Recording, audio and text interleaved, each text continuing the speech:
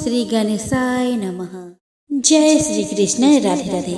नमस्कार दोस्तों आप सभी को हमारे YouTube चैनल में स्वागत है। दोस्तों पौष पूर्णिमा हर साल पौष माह के शुक्ल पक्ष की पूर्णिमा तिथि को होती है। उस दिन व्रत रखकर सत्यनारायण भगवान, माता लक्ष्मी और चंद्रदेव की पूजा करते हैं। उनकी कृपा से जीवन में खुशहाली आती है, सभी दुख दूर होते हैं, धन संपत्ति में वृद्धि होती है। पौष पूर्णिमा के दिन स्नान और दान करने का भी विधान है, इससे पुण्य लाभ मिलता है। तो आइए दोस्तों इस वीडियो में हम जानते हैं कि साल 2024 की पौष पूर्णिमा कब है। इसके शुभ मुहूर्त के बारे में हम जानेंगे, साथ ही जानेंगे इसके महत्व के बारे में। हम जानेंगे पूजन विधि और स्नान दान के सही मुहूर्त के बारे में, और साथ ही हम श्रवण करेंगे पूर्णिमा व्रत कथा की। तो चलिए दोस्तों यह वीडियो शुरू करें। दोस्तों हिंदू धर्म में पौष माह की पूर्णिमा का बहुत महत्व होता है। इसे पौष पूर्णिमा भी कहा जाता है। पूर्णिमा की तिथि चंद्रमा की प्रिय होती है। इस दिन चंद्रमा अपने पूर्ण आकार में होती है। पौष पूर्णिमा के दिन स्नान दान और सूर्य को अर्घ्य देने का विशेष महत्व बताया गया है। पौष पूर्णिमा के दिन काशी, प्रयागराज और हरिद्वार में गंगा स्नान होता है। इस दिन लोग सुबह स्नान के बाद सूर्य देव को अर्घ्य देते हैं और व्रत का संकल्प करते हैं। दोस्तों पौष पूर्णिमा तिथि की शुरुआत 24 जनवरी की रात 9:52 से होगी और पौष पूर्णिमा तिथि की समाप्ति 25 जनवरी की रात 11:26 पर होगी। पौष पूर्णिमा पर पूरे दिन सर्वार्थ सिद्ध योग बन रहा है। 25 जनवरी को सूर्योदय के बाद से ही पूरे दिन पूजा पाठ की जा सकती है। इस दिन का शुभ मुहूर्त यानी अभिजीत मुहूर्त दोपहर 12:12 से 12:55 तक है। दोस्तों पौष पूर्णिमा व्रत के लिए चंद्र उदय समय और स्नान दान के लिए उदय तिथि का महत्व है। इस आधार पर देखा जाए तो इस साल पौष पूर्णिमा 25 जनवरी को है। उस दिन उदय तिथि और चंद्र उदय समय प्राप्त हो रहा है। दोस्तों जो लोग 25 जनवरी को पौष पूर्णिमा का व्रत रखेंगे वो सूर्य उदय के बाद से ही पूजा पाठ कर सकते हैं, क्योंकि पौष पूर्णिमा पर पूरे दिन सर्वार्थ सिद्ध योग बन रहा है। पौष पूर्णिमा के दिन चंद्र उदय शाम को 5:29 से होगा। उस दिन चंद्रास्त का समय प्राप्त नहीं है। जिन लोगों को चंद्रमा को अर्घ्य देना है वे प्रदोष काल में 5:54 PM के बाद कर सकते हैं। दोस्तों 25 जनवरी को पौष पूर्णिमा वाले दिन गुरु पुष्य समेत 5 शुभ योगों का निर्माण हो रहा है। पूरे दिन सर्वार्थ सिद्ध योग बना है। रवि योग 7:13 AM से 8:16 AM तक है। वही गुरु पुष्य योग 8:16 AM से अगले दिन 26 जनवरी को 7:12 AM तक है। वैसे ही अमृत सिद्ध योग भी 8:16 AM से अगले दिन 7:12 AM तक है। पौष पूर्णिमा पर प्रीति योग सुबह 7:32 AM से अगले दिन सुबह तक है। दोस्तों 25 जनवरी 2024 को सूर्योदय का समय रहेगा 7:13 AM पर और सूर्यास्त का समय रहेगा 6:04 PM पर। राहु काल का समय रहेगा 2 PM से 3:22 PM तक। दोस्तों कोई भी शुभ समय या मुहूर्त के दौरान राहु काल से बचना चाहिए, क्योंकि ये समय अशुभ माना जाता है। अमृत काल का समय रहेगा 3:29 AM से 5:14 AM तक। ब्रह्म मुहूर्त का समय रहेगा 5:37 AM से 6:25 AM तक। दोस्तों पौष पूर्णिमा पर स्नान दान, जप और व्रत करने से पुण्य की प्राप्ति होती है और मोक्ष मिलता है। इस दिन प्रातः काल स्नान से पहले व्रत का संकल्प लेना चाहिए। पवित्र नदी या कुंड में स्नान करें। इसके बाद सूर्य मंत्र का उच्चारण करते हुए सूर्य देव को अर्घ्य दे। इसके बाद भगवान मधुसूदन की पूजा करनी चाहिए और उन्हें नैवेद्य अर्पित करना चाहिए। किसी जरूरतमंद व्यक्ति या ब्राह्मण को भोजन कराए एवं तिल, गुड़ और कंबल का दान कर उन्हें विदा करें। दोस्तों ज्योतिष शास्त्र में पौष माह को सूर्य देव का माह कहा जाता है। इस मास में सूर्य देव की आराधना से मनुष्य को मोक्ष की प्राप्ति होती है। इसीलिए पौष पूर्णिमा के दिन पवित्र नदियों में स्नान और सूर्य देव को अर्घ्य देने का परंपरा है। पौष का महीना सूर्य देव का माह है और पूर्णिमा चंद्रमा की तिथि है। पौष पूर्णिमा के दिन सूर्य और चंद्रमा का अद्भुत संगम होता है।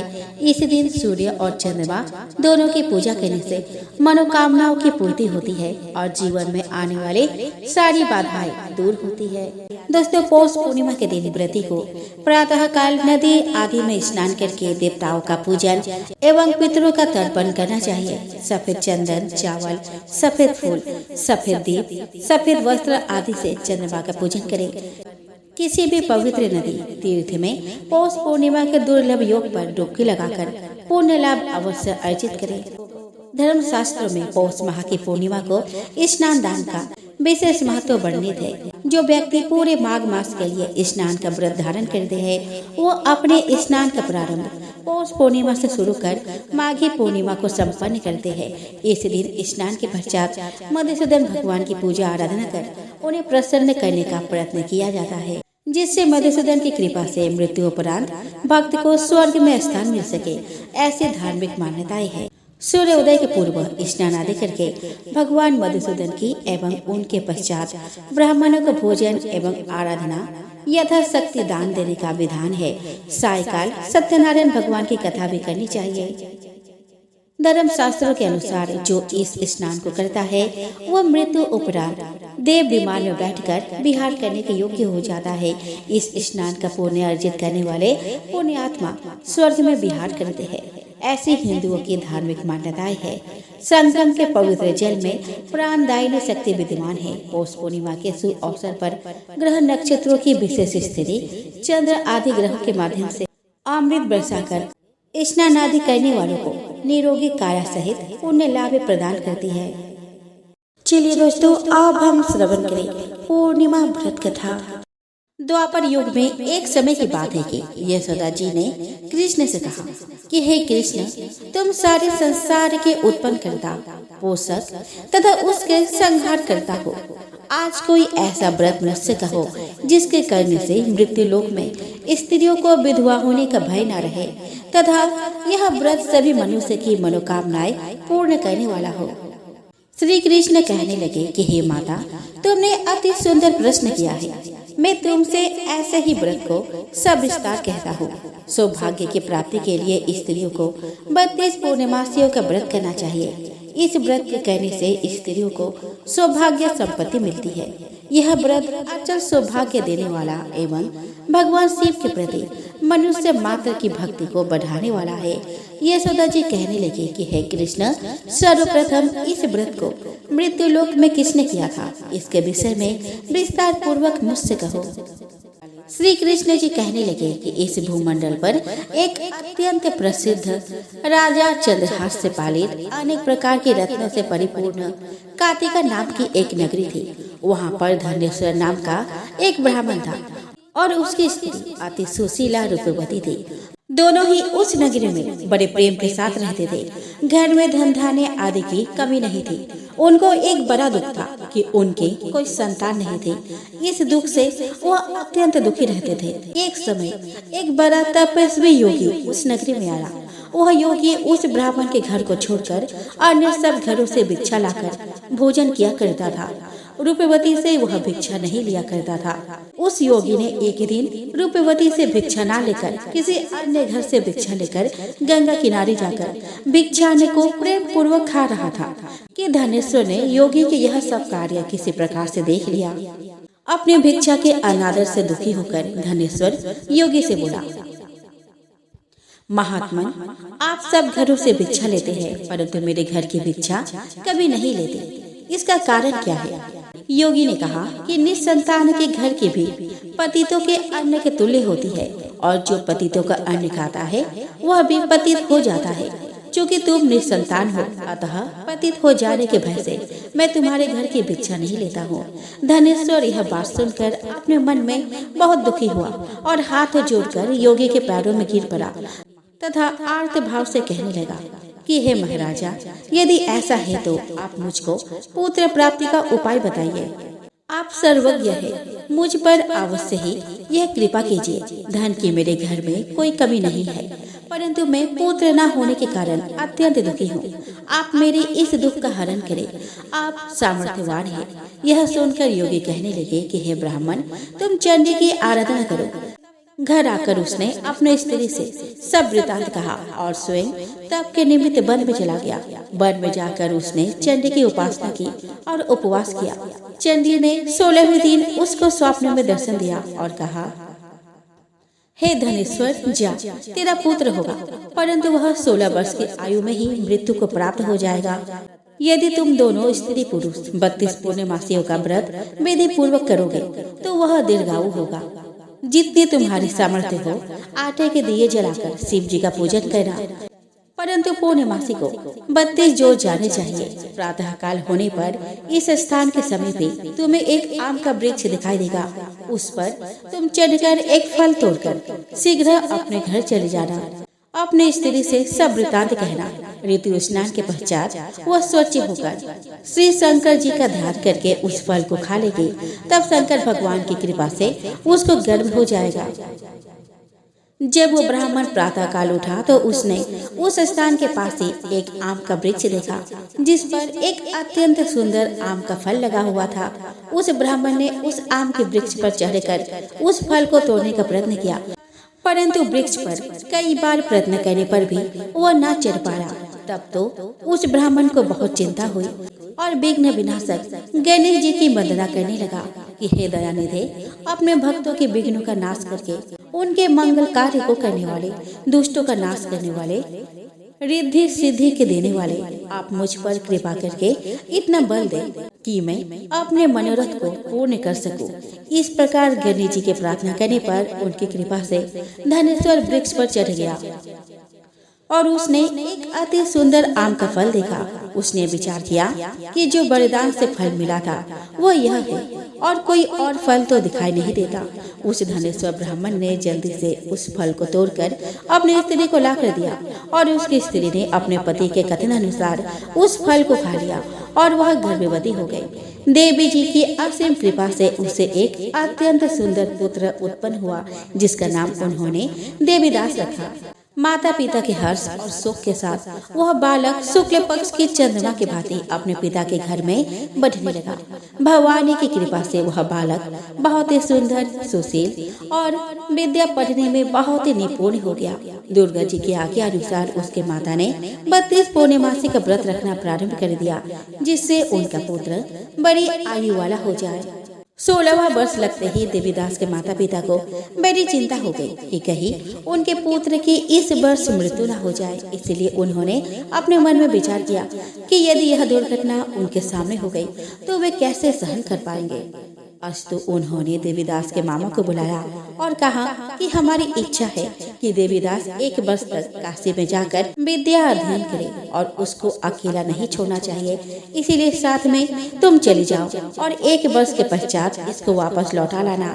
सब प्रबंध करके उसके माता पिता ने काशी जाने के लिए देवीदास को एक घोड़े पर बैठाकर उसके मामा को उसके साथ कर दिया, किंतु यह बात उसके मामा या किसी और से नहीं कही।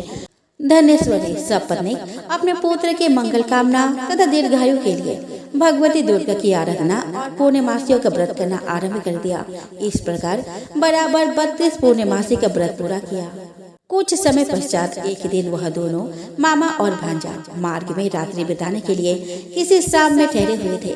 उस दिन उस गांव में एक ब्राह्मण की अत्यंत सुंदरी, सुशीला, विदुषी और गुणवती कन्या का विवाह होने वाला था। जिस धर्मशाला के अंदर वर और उसकी बारात ठहरी हुई थी, उसी धर्मशाला में देवीदास और उसके मामा भी ठहरे हुए थे। संयोगवश कन्या को तेल आदि चढ़ाकर मंडप आदि के कृत्य किया गया तो लगने के समय वर को धनुर्वात हो गया। अस्तु वर के पिता ने अपने कुटुंबियों से परामर्श करके निश्चय किया कि यह देवीदास मेरे पुत्र जैसा ही सुंदर है, मैं इसके साथ ही लग्न करा दूं और बाद में विवाह के अन्य कार्य मेरे लड़के के साथ हो जाएंगे। ऐसा सोचकर वह देवीदास के मामा से जाकर बोला कि तुम थोड़ी देर के लिए अपने भांजे को हमें दे दो, जिससे विवाह के लग्न का सब कृत्य सुचारू रूप से हो सके। तब उसका मामा कहने लगा कि जो कुछ भी मधुपर्क आदि कन्यादान के समय वर को मिले वह सब हमें दे दिया जाए तो मेरा भांजा इस बारात का दूल्हा बन जाएगा।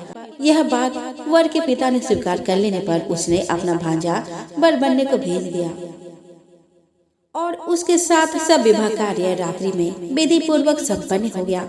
पत्नी के साथ वह भोजन न कर सका और अपने मन में सोचने लगा, न जाने यह किसकी स्त्री होगी। वो एकांत में इसी सोच में गर्म निश्वास छोड़ने लगा।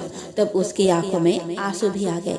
तब वधु ने पूछा कि क्या बात है, आप इतने उदासीन व दुखी क्यों हो रहे हो। तब उसने सब बातें जो वर के पिता व उसके मामा में हुई थी उसको बतला दी।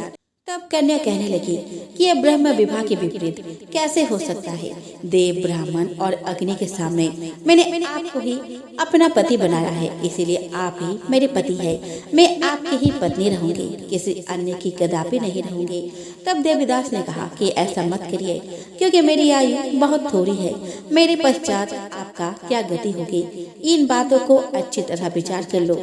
परंतु वह दृढ़ विचार वाली थी। बोली कि जो आपकी गति होगी वही मेरी गति होगी। हे स्वामी, आप उठिए और भोजन करिए, आप निश्चय ही भूखे होंगे। इसके बाद देवीदास और उसकी पत्नी दोनों ने भोजन किया तथा शेष रात्रि वे सोते रहे।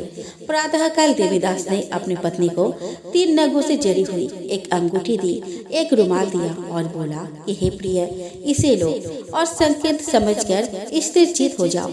मेरा मरण और जीवन जानने के लिए एक पुष्प वाटिका बना लो, उसमें सुगंधी वाली एक नव मल्लिका लगा लो।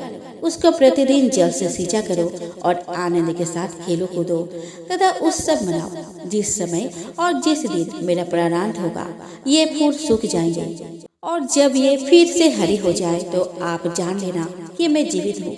यह बात निश्चय करके समझ लेना, इसमें कोई संशय नहीं है। यह समझाकर वह चला गया। प्रातः काल होते ही वहाँ पर गाजे बाजे बजने लगे और जिस समय विवाह का कार्य समाप्त करने के लिए वर तथा सब बाराती मंडप में आए तो कन्या ने वर को भली प्रकार से देखकर अपने पिता से कहा कि यह मेरा पति नहीं है, मेरा पति वही है जिसके साथ रात्रि में मेरा पानी ग्रहण हुआ था। इसके साथ मेरा विवाह नहीं हुआ है। यदि यह वही है तो बताए कि मैंने इसको क्या दिया। मधुपर्क और कन्यादान के समय जो मैंने भूषण आदि दिए थे उन्हें दिखाए तथा रात में मैंने क्या गुप्त बातें कही थी वह सब सुनाए। पिता ने उसके कथन अनुसार वर को बुलाया। कन्या की यह सब बातें सुनकर वह कहने लगा कि मैं कुछ नहीं जानता। इसके पश्चात वह लज्जित होकर वह अपना सा मुंह लेकर चला गया और सारी बारात भी अपमानित होकर वहां से लौट गई। भगवान श्री कृष्ण बोले कि हे माता, इस प्रकार देवीदास काशी विद्या अध्ययन के लिए चला गया। जब कुछ समय बीत गया तो काल से प्रेरित होकर एक सर्प रात्रि के समय उसको डसने के लिए वहां पर आया। उस विषधर के प्रभाव से उसके शयन का स्थान चारों ओर से विष के ज्वाला से विषैला हो गया, परंतु व्रतराज के प्रभाव से उसको काटने न पाया, क्योंकि पहले ही उसके माता ने 32 पूर्णिमा का व्रत कर रखा था।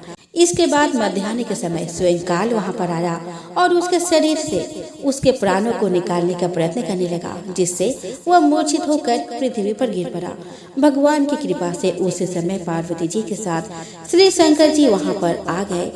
उसको मूर्छित दशा में देखकर पार्वती जी ने भगवान शंकर से प्रार्थना की, हे महाराज, इस बालक के माता ने पहले 32 पूर्णिमा का व्रत किया था, जिसके प्रभाव से हे भगवान आप इसको प्राण दान दे।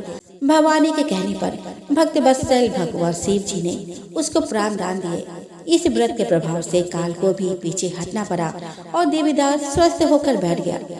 उधर उसकी स्त्री उसके काल की प्रतीक्षा किया करती थी। जब उसने देखा कि उस पुष्प वाटिका में पत्र पुष्प कुछ भी नहीं रहे तो उसको अत्यंत आश्चर्य हुआ और जब वह वैसे ही हरी भरी हो गई तो वह जान गई कि वह जीवित हो गए हैं।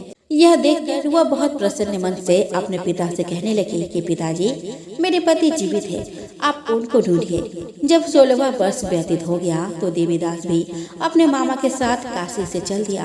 उधर उसे ससुर उसको ढूंढने के लिए अपने घर से जाने वाले ही थे कि वह दोनों मामा भांजा वहां पर आ गए। उसको आया देखकर उसका ससुर बड़ी प्रसन्नता के साथ अपने घर में ले आया।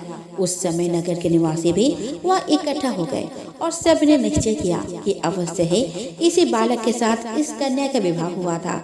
उस बालक को जब कन्या ने देखा तो पहचान लिया और कहा कि यह तो वही है जो संकेत करके गया था। तदुपरांत सभी कहने लगे कि भला हुआ जो यह आ गया, और सब नगरवासियों ने आनंद मनाया।